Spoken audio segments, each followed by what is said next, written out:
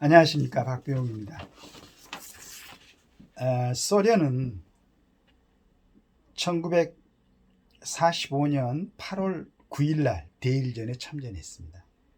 2차 세계대전을 치룬이라고 아마 거의 전 국가적으로 탈진된 상태였지만은 마침 8월 6일 미국이 히로시마에 원폭을 투하하고 나서는 이 사람들이 이제 그 눈치를 챈 거죠. 저 정도면 일본은 항복하겠다. 그래서 재빨리 북한에 진입을 했죠. 그래서 8월 22일 날 평양에 진주를 했습니다. 그 다음에 미국은 9월 8일 날 인천 상륙을 하고 9월 9일 날 서울에 진주했죠. 좀 늦었습니다. 이렇게 해놓고 이제 38선 이북은 소련군이 진주에 있고 그 이남은 미군이 진주에 있었었는데 이후에는 1947년 제2차 총회에서 통일된 한국 정부 수립을 위한 총선거를 1948년 5월 31일 이전에 한반도 전역에서 실시하기로 결의하고 선거 감시를 위한 유엔 한국 임시위원단을 구성했으나 소련 당국이 이 수락을 거부하고 유엔 임시위원단의 북한 지역 출입을 막음으로써 좌절됐습니다. 그러니까 우리한테 그 한반도가 이제 통일이 될 수 있는 그러한 기회가 있었는데 소련의 방해로 좌절이 된 거죠. 다음 두 번째는 1948년 2월 26일 유엔 소총회는 유엔의 감시가 가능한 지역에서의 선거 실시 결의, 그리고 5월 10일 날 자유총선거를 실시하고 재임국회가 구성됐습니다. 즉 말해서 처음에는 이제 우리 남북한이 전부 같이 그 선거를 실시해서 제대로 된 건국을 하려고 했는데, 정부 구성을 하려고 했는데 소련의 반대로, 소련은 뭐 처음부터 그런 생각을 갖고 있었죠. 자기들이 그 한반도를 갖다 본인들이 지배를 해야 되겠다라는 생각을 하고 있었는데 마침 미군이 이남에 진주를 해가지고 이제 전체적인 한반도 전체의 정부를 구성하려고 했었는데 소련 방어는 못했던 거죠. 자, 소련이 큰 죄를 우리 대한민국에 지었습니다. 두 번째,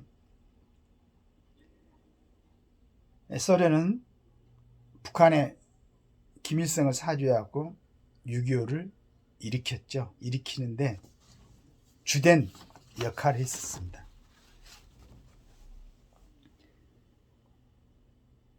그 다음에 인천 상륙작전으로서 이제 9.28 서울 수복이 되고 압록 강변까지 유엔군들이 올라갔는데 또 중공군이 개입했어요. 중공군이 개입해 가지고 뭐 일사후퇴를 하고 다시 이제 그때는 그 휴전선이라는 개념으로, 지금 뭐 아직 정전 상태니까 이제 남북한이 갈라졌습니다. 제가 뭐 이렇게 해갖고 지금 6.25를 대강 그 전후 사항을 설명을 했던 것은 가행 공산당이라는 이 집단이 우리 대한민국에 얼마나 큰 피해를 줬는가를 여러분께 한번 상기시켜 드리려고 얘기를 한 겁니다. 6.25 때 유엔군이 18만 명이 사망했죠. 그 다음에 민간인은 99만 명이 사망, 사상자까지, 부상자까지 포함해가지고 인민재판 등의 무자비한 방법 위에 반동 계급으로 8만 5천 명 지도자급을 납치해 갔습니다. 그때 북한에서는 300만 정도가 월남을 했죠. 그러니까 6.25 전에 이제 남북한이 가로막혀 있었는데 45년부터 50년까지 그 어떤 공산 그 주의를 체험한 북한 주민들이 남한으로 300만 명이 내려왔습니다. 그러니까 그것만 보더라도 공산 집단과 자유민주주의 집단의 차이가 극명하게 드러난 거죠. 자, 이렇게 해가지고 이제 지금 우리가 보듯이 이제 소련은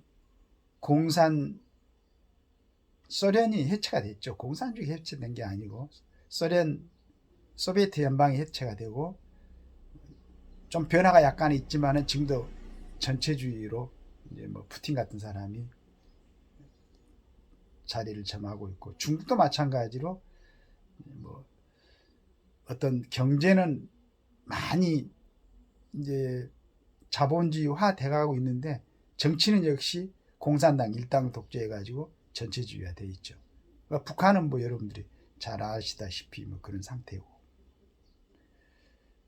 그래서 좀 전 세계적으로 어떤 사회주의라고 할 수 있는 집단이 지금 러시아, 그 다음에 중국, 북한, 이 세 나라가 우리 대한민국하고 바로 접해 있는 상황에서 우리 한미동맹의 어떤 그래도 그 보장으로 우리 대한민국이 원래는 대륙에 연결되어 있는 반도지만 완전히 북한으로 인해서 차단돼 가지고 섬나라나 마찬가지 형태가 되어 있죠. 외국으로 나가려면은 지금 뭐 전부 다 비행기를 타거나 배를 타고 나가야 되니까 이런 상황이 있습니다. 자, 그런데 지금 강주에서 정률성이라는 사람에 대해서 뭐 기왕이 뭐 도로도 참 이번에 이 건이 아니었으면은 강기정이 아니었으면은 그 강주 시내에 정률성 도로가 있는지도 몰랐죠. 이제 그런 상황에서 그러면 정률성이라는 사람이 왜 우리 남한에서 기려져서는 안 되느냐라는 것을 잠깐 보면은 1914년 강주에서 태어났어요. 1938년 중국 공산당에 가입했습니다. 지금 말씀드린 것처럼 우리가 남북한이 갈라지고 70년 이상 가족의 한을 품고 지금도 이북의 어떤 핵무기라든가 미사일이 위협당하고 있는 이런 상황의 근본적인 원인을 제공이 공산주의 이념이죠. 그런데 그 공산주의에 1938년 중국 공산당에 가입했습니다.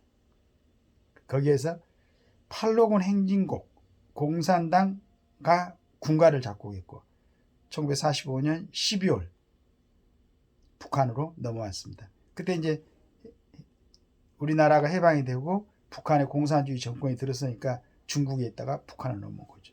그래서 북한에서 굉장한 활동을 했는데 정일성 47년 북한 인민군 소자 한국의 소령으로 보안 간부 훈련대 부장이었고 인민군 정복을 입고 아내와 찍은 사진도 남아 있습니다. 협주단 단장도 겸하며 조선 인민군 행진곡 등 김일성 정권 분야 북한군 찬양가 30여 곡을 작곡하고 전국을 돌며 200여 차례 공연을 했습니다. 그 공로로 1948년 11월에는 김일성 포상장도 받았어요. 정일성은 6.25 대남 침략 전쟁에 참전했어요. 전범 인사죠. 인공기가 휘날리는 점령된 서울에서 1950년 9월 인천 상륙 작전 지구까지 머물러 있다가 하여간 눈치도 좀 빠른 것 같아요. 그리고 이제 인천 상륙 작전이 되고 연합군이 몰려오니까 중국으로 피신하고 중국으로 또 기하를 했습니다.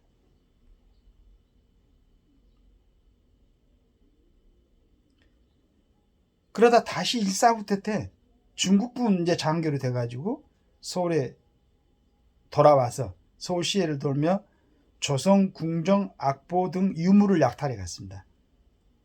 이후에 중국 공산당과 중공군을 찬양하는 노래를 짓다 중국에서 1976년에 생을 마쳤습니다. 자, 이 인물을 문재인 대통령이 2017년 12월 당시 보훈처에서는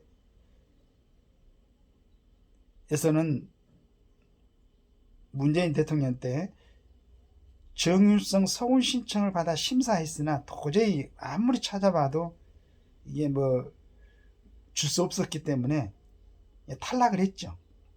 그런데 왜 이때 보훈처에 심사를 했냐면 문 전 대통령이 베이징대 연설에서 정일성을 한중 우호 상징으로 삼가 띄워놓은 터라 친문 1세기 보훈처는 어떻게든 정일성을 추수하려 했지만 도저히 할 수가 없었습니다. 이런 사람을 지금 강주에서 강기정 시장이 내려가서 정일성을 갖다가 뭐 여러 가지 기념 사업 같은 것을 하려고 그러는데, 내 생각에는 우리 강기정 시장이 지금 이건 조선일보 10월 10일자에 노석조 기자라는 사람이 정리해 놓은 기록입니다. 이런 기록들을 자세히 보지 않았지 않는가. 만약에 대한민국의 강력시의 시장이라는 사람이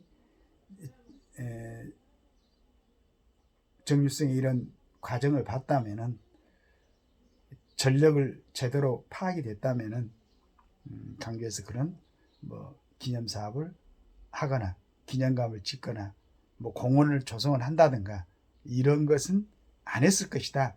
만약에 정말로 그렇게 한다 그러면은 지금 공산당 집단이 우리 대한민국의 해친 해악에 대해서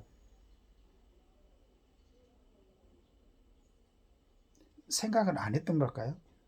그럼 뭐 같이 뭐 그 부분에 대해서 긍정으로 한다는 얘기인가? 정말로 이해가 되지 않는 부분입니다.